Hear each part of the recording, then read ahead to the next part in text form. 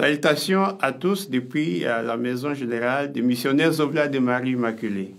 Je m'en vais partager avec vous un espoir qui engage notre vie et votre vie.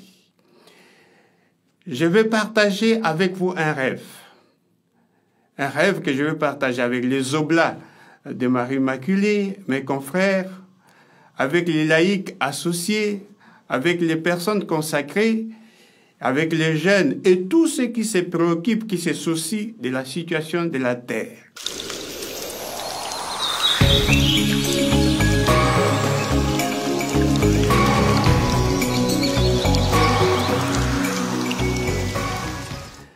L'encyclique du pape Laudato Si a été publiée le 24 mai 2015. Une encyclique décisive qui a attiré l'attention du monde sur l'état de plus en plus précaire de notre maison commune. 5 ans plus tard, l'encyclique semble plus pertinente que jamais. Le pape François nous demande quel genre de monde voulons-nous laisser à ceux qui nous succèdent, aux enfants qui grandissent. Les communautés les plus pauvres sont les premières victimes de la dégradation écologique actuelle. Nous ne pouvons plus rester indifférents, insensibles aux cris de la terre et aux cris des pauvres. Un autre moment décisif est la pandémie mondiale de Covid-19. Aujourd'hui, le message de Laudato Si est aussi prophétique qu'il l'était en 2015.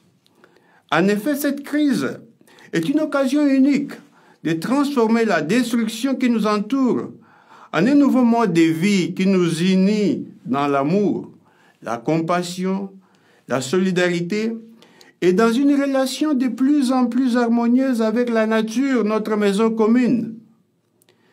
La Covid-19 a clairement montré à quel point nous sommes profondément connectés et interdépendants. Le dicaster pour la promotion du développement humain intégral a décidé que du 24 mai 2020 au 24 mai 2021 soit une année anniversaire spéciale de Laudato Si. Cette année et la décennie suivante seront en effet un temps de grâce, un kairos, une véritable expérience et un temps de jubilé pour la terre, pour l'humanité et pour toutes les créatures de Dieu. En fait, tout le monde est invité à participer à la célébration de cet anniversaire. Nous devons créer des réseaux de relations, des synergies à tous les niveaux, local, régional, national et international. Nous avons besoin avant tout d'un mouvement populaire pour créer une conversion écologique. Partant de la base, créer une alliance de toutes les personnes de bonne volonté pour le respect et la sauvegarde de la maison commune qui est la terre. Notre supérieur général, le père Louis Logan, a écrit une lettre à toute la congrégation remerciant les Oblats qui réalisent déjà des actions et des projets pour les soins de notre maison commune, avec de nombreuses initiatives prophétiques.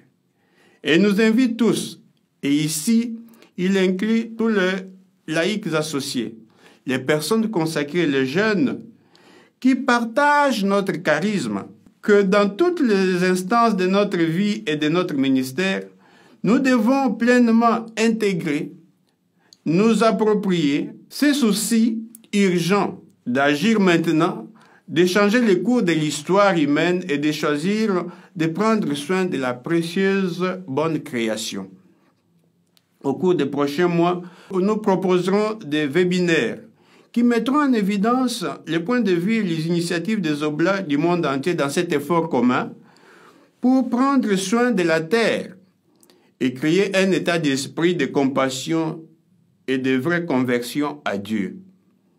Pour ce faire, nous invitons nos unités oblates à partager avec l'administration générale, à travers son service de communication oblate, à travers leurs conseillers généraux, leurs initiatives et leurs activités, non seulement pour la célébration de cet anniversaire, mais aussi et surtout pour jeter les bases d'un grand jubilé de restauration de justes relations entre nous et avec toute la création.